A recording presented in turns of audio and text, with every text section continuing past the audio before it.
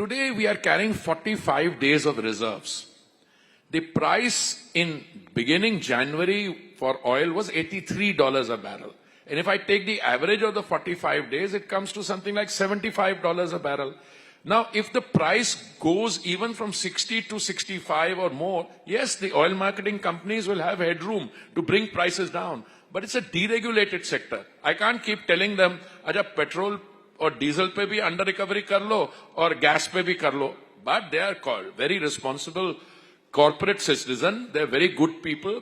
They helped us out on gas. We are compensating them. And petrol and diesel, let your red attire of the day signal that if the trend remains like this, yes, they will bring the prices down.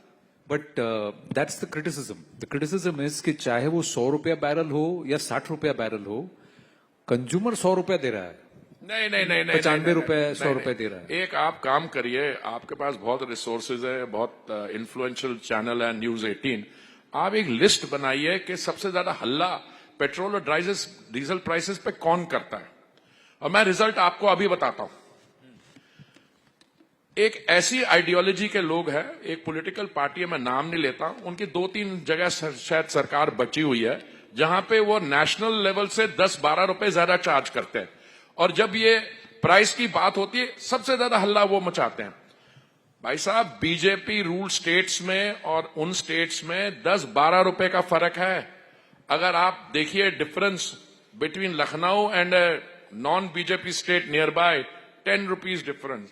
If you see between Assam and another non-BJP state closest to that, I didn't name West Bengal. I didn't name it, but proximity में देखो तो वही आती है. देखिए ये this is hypocrisy of the highest order.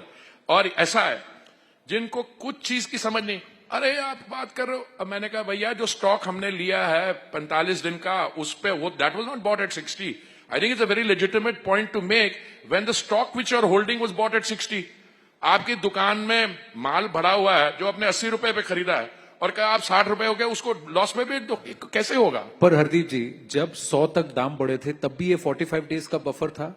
उस वक्त तो उन्होंने स्टॉक 80 में लिया था, लेकिन प्राइस तो उस वक्त नहीं. और दूसरी बात, आप मुंबई का नाम नहीं ले रहे हैं. किसका? मुंबई, मध्य प्रदेश के भी नाम देखिए, तेल के दाम, तो वो भी वहां पर तो बीजेपी की सरकार है, वहां तो तेल के दाम कम नहीं.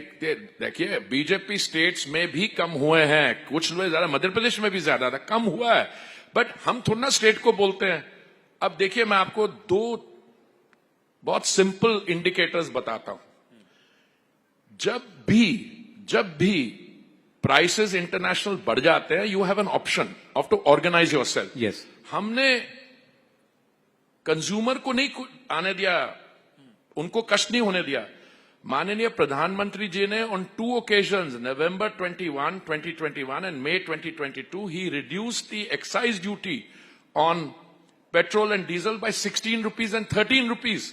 And then the BJP ruled state brought the VAT down. That's how it came down. So we took the hit in the central excise, number one.